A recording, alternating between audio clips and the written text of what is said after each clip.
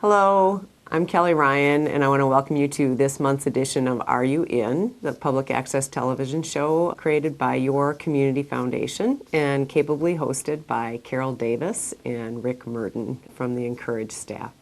This month's show is focused on nature and recreation, and certainly I would say that some of our strongest assets in this region that we live in, aside from the people, are our natural resources. Certainly it was important to our past with the evolution of the paper industry. It will continue to be important to our future as increasingly young adults and families are looking for more experiences in their tourism, more natural resources in their life, more outdoor activities, healthy lifestyles. Natural resources and recreational opportunities are paramount to the kinds of communities that young adults and families want to live in. Today's show is airing, and you're viewing it either immediately before our community picnic. If it's before August 7th and you're seeing this show, the picnic is at Red Sands Beach at the Shelter House. Begins at 4:30, and the entire community is welcome. It's free local food, local drink, local talent in both of our aqua skiers and Shermalot ski teams. We'll have local musicians, and we hope that you, your neighbors, and people that you don't know arrive at the picnic. Our intent in doing this is really to highlight what we have as a community, not only in natural resources, but also in local assets, food, talent, and the people that live here, and hope that people would begin to create new connections and relationships, whether it's with a neighbor that might be across the street that you've not met, or someone completely new and outside of your circle, because in fact, it is strong relationships and connected residents that make a community a strong and vibrant place to live. Thank you to our staff and also to the volunteers, volunteer groups, vendors and businesses that participated. People coming forward and saying, I'd like to participate, how can I help? And that's what a community picnic is all about. That's what a community is all about. I would also be remiss if I didn't call out and give special thanks to Amy and Ryan Scheid from Great Expectations and their staff. Great purveyors of local foods, looking to keep resources local and to support local food and local farmers. So thank you to Great Expectations. I would thank you for tuning in and invite you to sit back, relax, and enjoy today's show.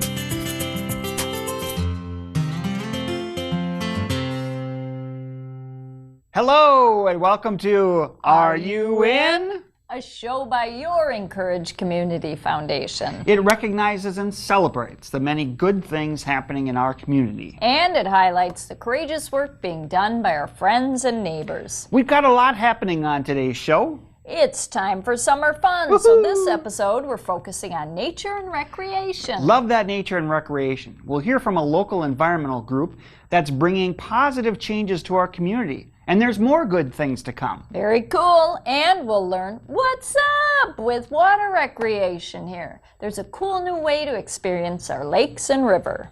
And there's always a lot happening at Incourage, so get your calendars ready to mark down some important dates. Today we're at a beautiful and historic site. It's part of a monthly segment we call Where Are We in Southwood County? We're not giving away where we are, but we'll give you a couple of hints. You'll have to guess and stay tuned. Okay, here's hint number 1.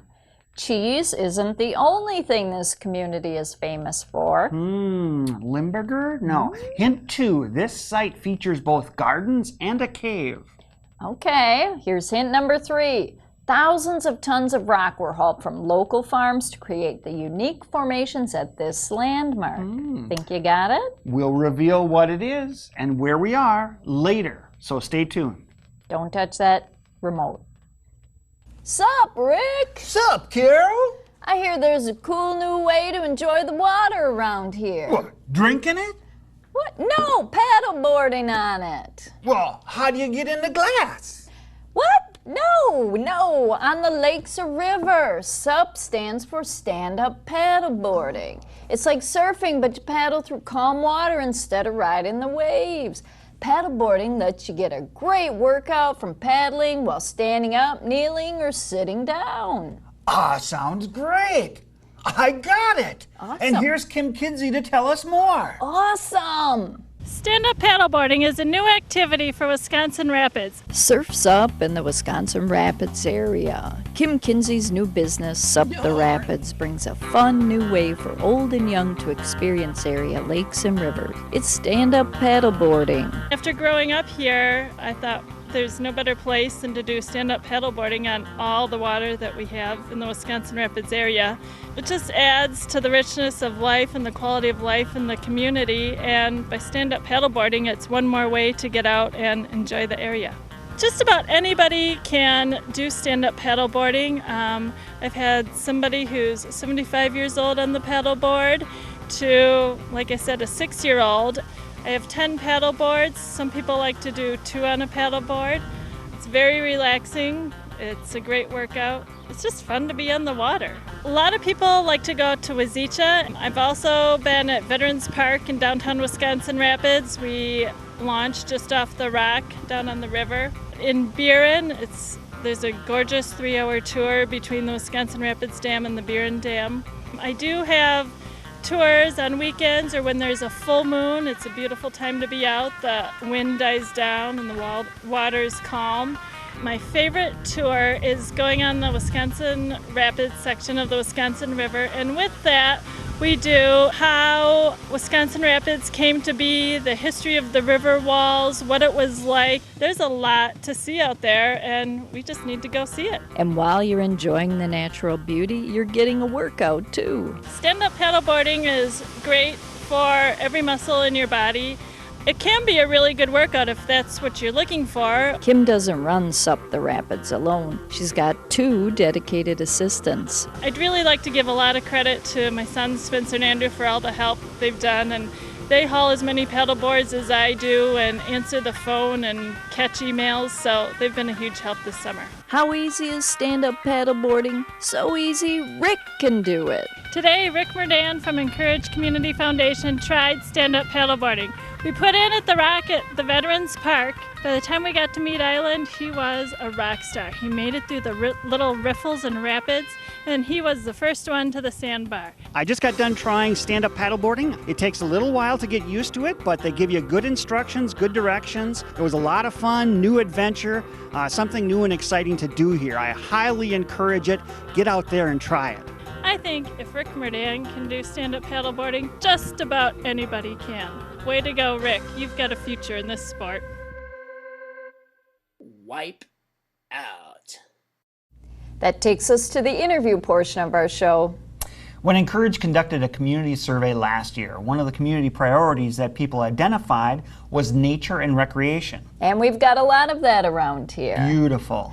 Many residents are passionate about our community's natural beauty and making sure it stays beautiful.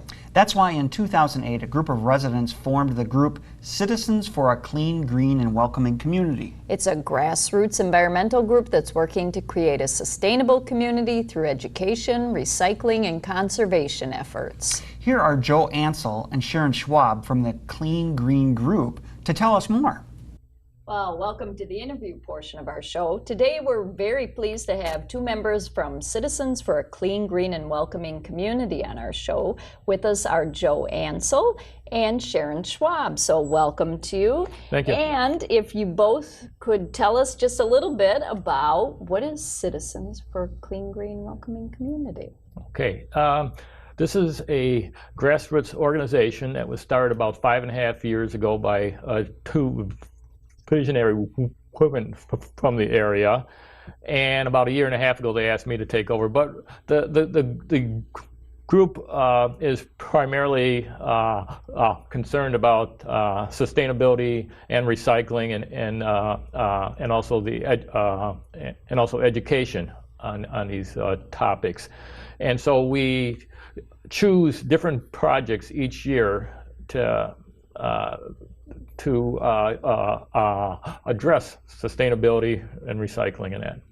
So who were these two visionaries? That was Carol Davis. Whoa! Gee, I think Yeah. we know Never been her. called a visionary. Yeah, Ooh. and the other one is Melissa Loken. Oh, okay. All right. Yes.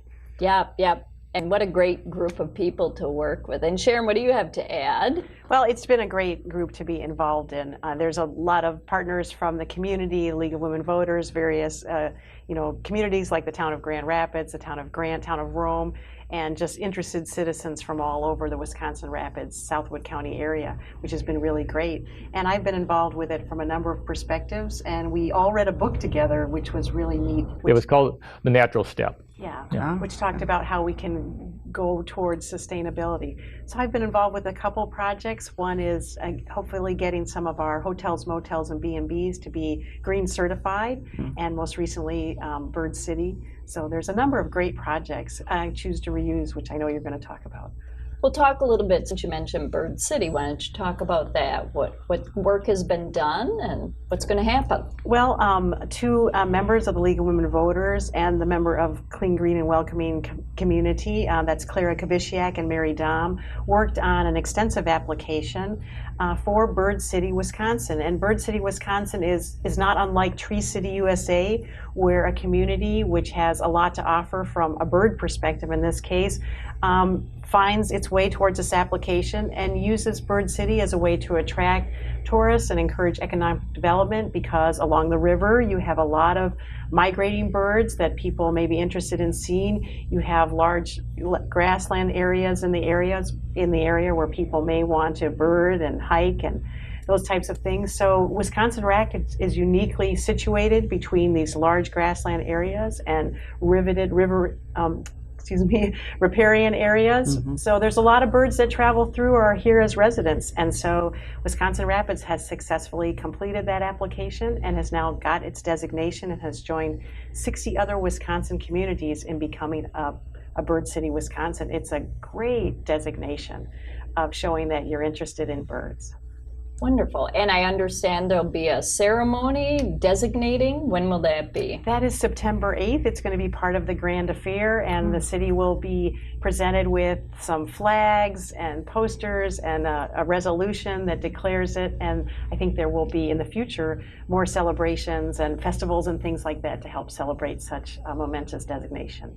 Great. And I know there's been a little bit of controversy in our city lately as far as goose related and eliminating the goose. What do you say, when we talk about eliminating some birds, but we're a bird city? How do you respond? Well, I think that was one of the questions that was asked by one of the city council members, because Wisconsin Rapids is not unlike other communities like Stevens Point or Green Bay that have goose problems, for lack of a better word, and they do find their ways either by oiling the eggs, which I think had some success, or in some cases rounding up problem geese and dispatching them or relocating them.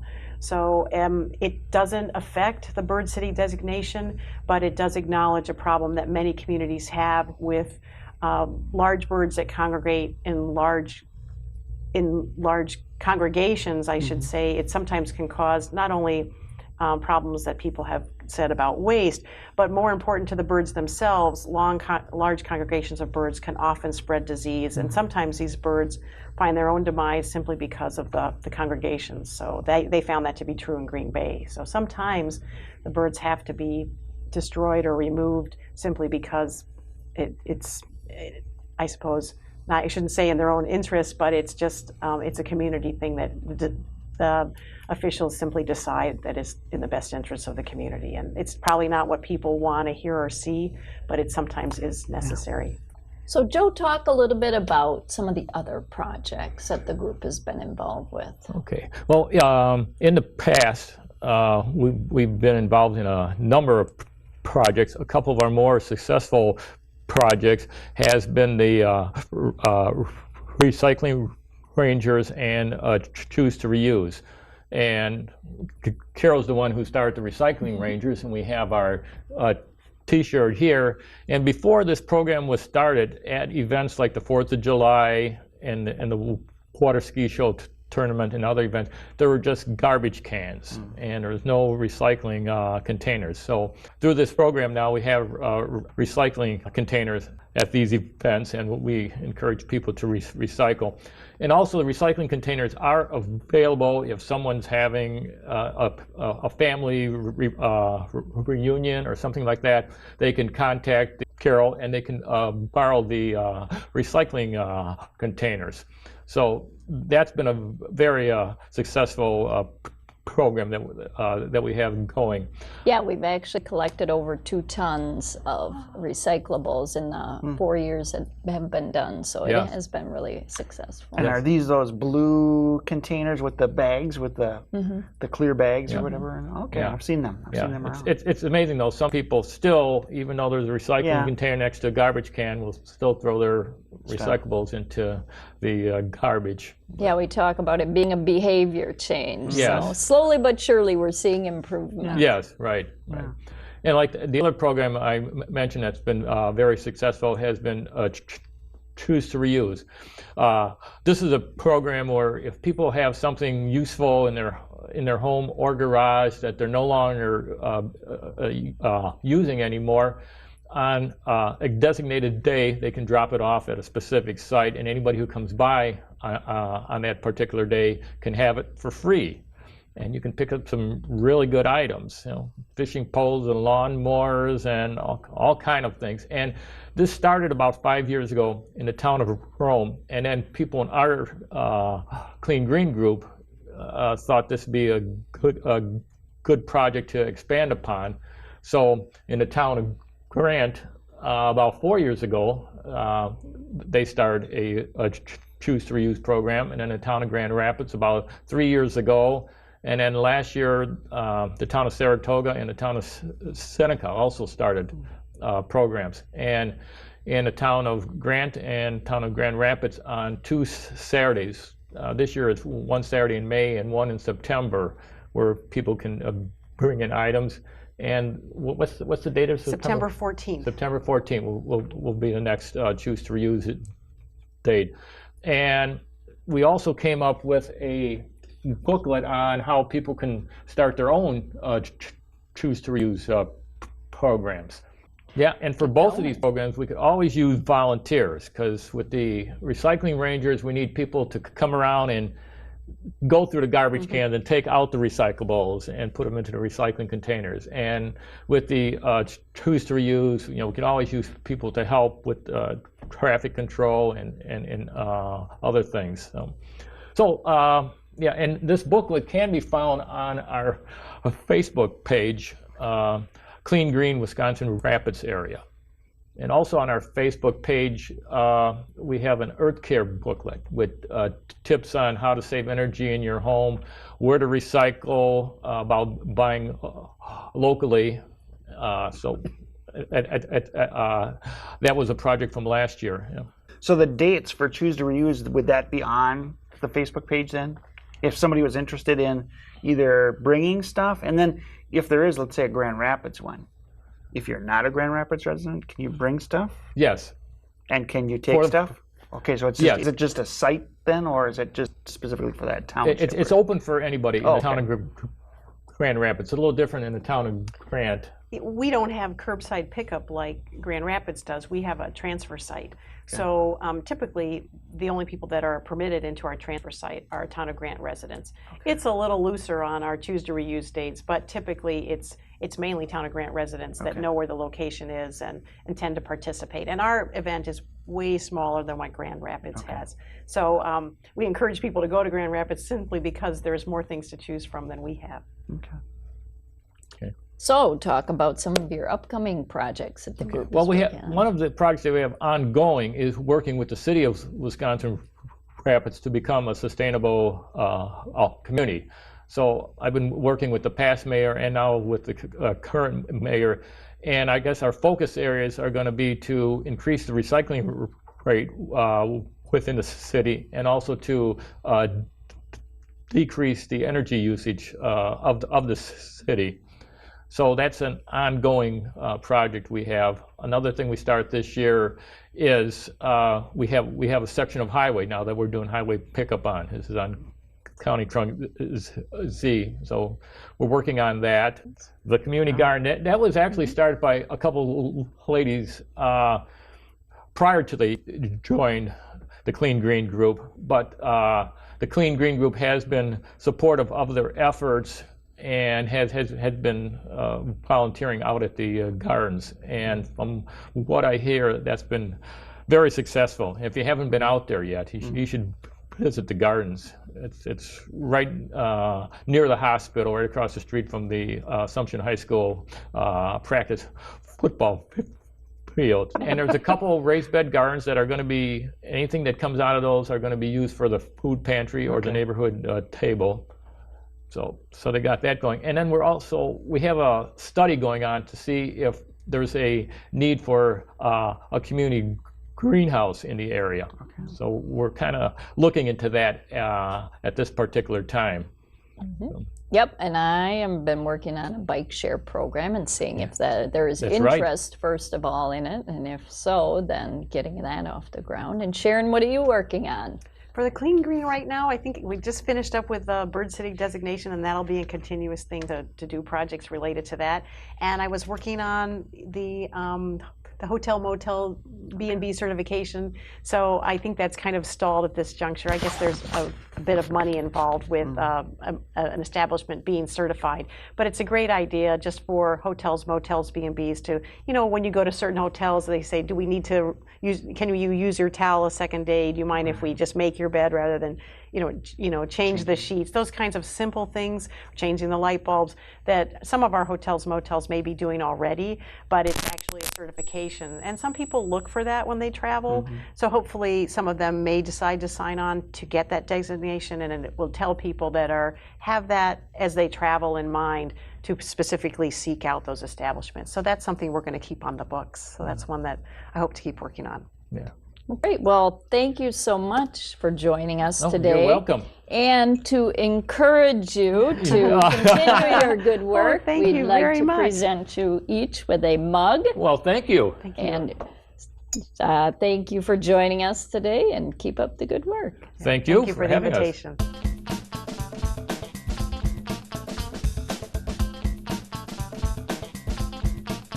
There's always a long list of things happening at the Community Foundation, but here are a few highlights for this month at Incourage. Mark your calendar for Wednesday, August 7th. It's our community picnic at Red Sands Park at Lake Wazeecha. We'll have free local food and beverages, music, and family fun from 4:30 to 8. Great food, great friends, great fun. We'll see you August 7th at the community picnic. It'll be a great time. It will. And on August 13th, we hold our final summer zoo event, David Stokes. This free interactive event is fun for old and young. Last year I got to hold a snake. Awesome! I love snakes. We'll cross that one off the bucket list. Zoo programs are made possible by a grant from the Helen Mead Designated Fund for the benefit of Wisconsin Rapids Zoo through Incourage Community Foundation. Wow. Thanks to Helen Mead for making these programs possible through her fund at Incourage. And beginning in October, public idea gathering sessions for the Tribune Building will take place in Wisconsin Rapids. Bring your ideas and dreams for the Tribune Building. Take a tour now before the sessions begin. It's a great building. For available tour times and reservations, contact us at Incourage. Every month we're working on many projects, but that's what's happening this month at Incourage.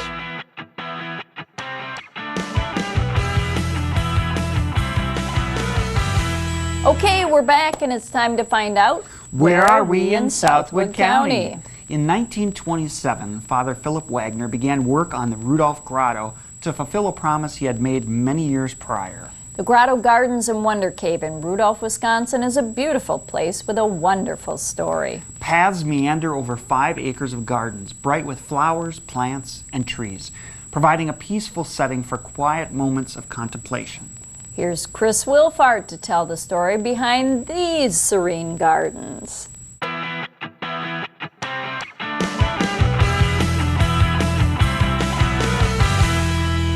The Rudolph Grotto Gardens are located in the village of Rudolph on Grotto Avenue, right off of Highway 34. Located on the grounds of St. Philip's Parish, Father Philip Wagner began work on the Rudolph Grotto after a life-changing experience. The Rudolph Grotto started with Father Wagner. Father Wagner studied to be a priest. He wanted to finish his studies in Europe, and he ended up getting sick. But he went to Lourdes to pray that if he got better, he'd build a shrine in honor of Mary, and that's what happened. When they started here, this is about a 20-acre parcel. And the grotto probably is on about 7 or 8 acres of it, and it was an empty field. Then they started building, and this is what it is today. The grotto's extensive natural beauty is a pleasant surprise for many visitors. People stop unexpectedly, or they happen to find it, and they think it's small, but then they start walking around, and we probably put 20 to 25 truckloads of flowers here every year, so it's more of a lush gardens because of the big canopy of trees. You see just about everything. You know, your impatiens, and then you have the perennials like the double delphinium, and you've got lots of ferns. We have probably 10 different varieties of ferns. We have about 15 varieties of sedum. We have like 200 varieties of hosta. It can be a quick stop, it can be a long stop, it can be as much time as you want it to be. Like the cave is probably 15-20 minutes, and it's all above ground. There's 60-some steps, lights, music, and statues. Visitors find many different reasons to tour the grotto grounds and Wonder Cave. People come here for a number of reasons. Some people come and they paint. People like the birds and the animals. Some people come for the flowers. Some people come just for peace and quiet. There's no cost to go to the grounds. The grounds are open all the time. They are never closed, winter, summer, never closed. It's a good way to spend time with a family without a high cost. We have people from all over the world. Everyone is always glad they came and pleased, and I'm glad they're never disappointed. Other than a small charge to visit the Wonder Cave, the Grotto Gardens rely mainly on donations. The Rudolph Grotto Fund at Incourage also helps ensure that it will be here for future generations. I do not think we could survive without donations. We try to buy what we can for flowers, and then we're fortunate that greenhouses donate what they have left over. We had gotten a larger donation one time, so then we started at Incourage. We started a fund. A number of people have been donating towards it, so we're real fortunate that it's building for the future, because we want the grotto to be here and we want it to go on.